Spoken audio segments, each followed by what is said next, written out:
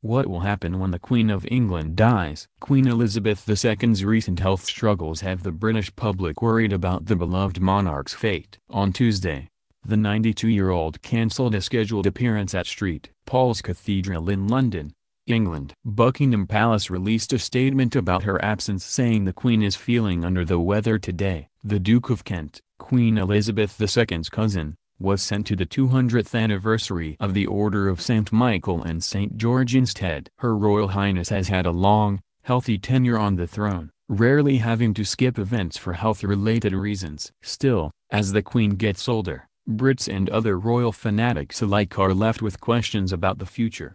What happens when the Queen dies? When Queen Elizabeth II dies, a code word will be used to inform the Prime Minister. The Guardian reported that this code will be, "London Bridge is down." The majority of the staff at Buckingham Palace and associate properties will be sent home, according to Business Insider. England will come to a stop to commemorate her passing. Business Insider reported that this standstill will last about 12 days and will cost Britain a pretty penny. The date of both the funeral and the coronation of her successor will be marked as formal holidays from that moment forward and will run the country between £1.2 billion and £6 billion, $1.6 billion to $7.9 billion. The BBC will cancel comedy shows during the mourning period, which will end with the funeral 12 days after her death. The Daily Beast reported that if Queen Elizabeth II dies during the overnight hours, the BBC will have to stop their programming and show the BBC One feed for the announcement.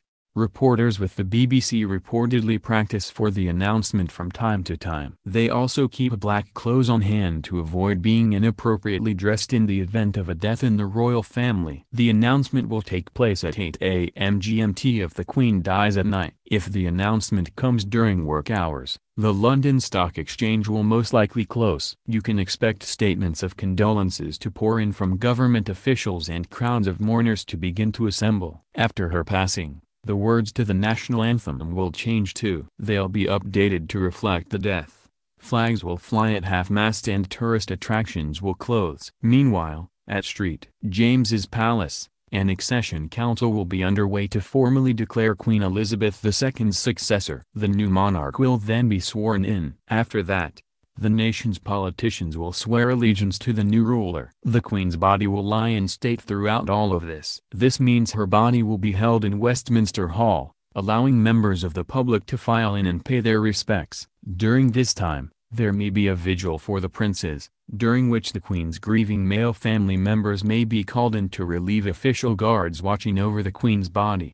After this period ends, the Queen will be laid to rest. She's been involved in planning bits of her own funeral throughout her lifetime, according to the Daily Beast. The service will be led by Justin Welby, the Archbishop of Canterbury. It'll likely be shown around the world. It will begin with the Queen's coffin being taken to Westminster Abbey by gun carriage. Her body is expected to be laid to rest in any one of a number of places. Some believe she'll be buried in Balmoral while others think it'll be Sandringham. Others think she may be buried next to her father King George VI at St. George's Chapel in Windsor. A year after the Queen's death, the next king or queen will be crowned. The coronation will be celebrated across the UK. New money will have to be minted. Police officers and soldiers will have to get new uniforms. Passports will change, as will stamps.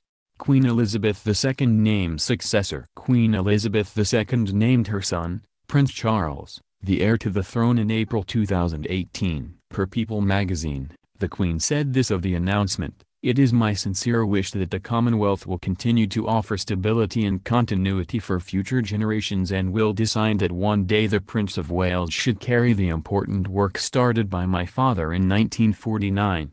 By continuing to treasure and reinvigorate our associations and activities, I believe we will secure a safer, more prosperous and sustainable world for those who follow us. A world where the Commonwealth's generosity of spirit can bring its gentle touch of healing and hope to all." Prince Charles will be officially named the Queen's successor by the Accession Council after her death. After that, he'll have the option to change his name, selecting a regnal name from his Christian or middle name. He may choose to use his own first name, but he'll have the option of Philip, Arthur or George. Queen Elizabeth II sick 2018. Fans of the royal family grew worried on June 28, 2018 when Buckingham Palace released a statement saying the Queen, who seldom misses an event, would be skipping her scheduled appearance at St. Paul's Cathedral in London, England. The palace said she was feeling under the weather. Her cousin, Prince Edward the Duke of Kent, was sent in her place to commemorate the 200th anniversary of the Order of St. Michael and St. George. Express reached out to the palace the following day for an update on the Queen's health. They said there was no change in her status. A doctor was not called to tend to the Queen and she traveled to Windsor, England as planned.